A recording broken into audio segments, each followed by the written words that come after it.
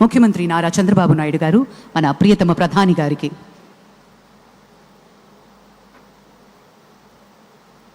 ప్రత్యేకించి కలంకారి నేత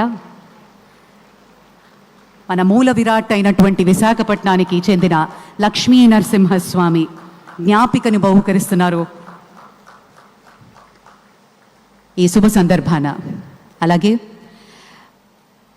మన ముఖ్యమంత్రి గారు యోగా ప్రాముఖ్యతను ఎప్పుడూ ప్రోత్సహిస్తూనే వచ్చారు. మందుల మీద ఆధారం తగ్గించేందుకు, మానసిక స్పష్టత పెంచేందుకు, సమాజాన్ని కలిపేందుకు యోగా ఎంతో ముఖ్యం అని నిరూపించారు. గౌరవనీయులు ఆంధ్రప్రదేశ్ ముఖ్యమంత్రి వర్యులు శ్రీ నారా చంద్రబాబు నాయుడు గారి అమూల్య సందేశం.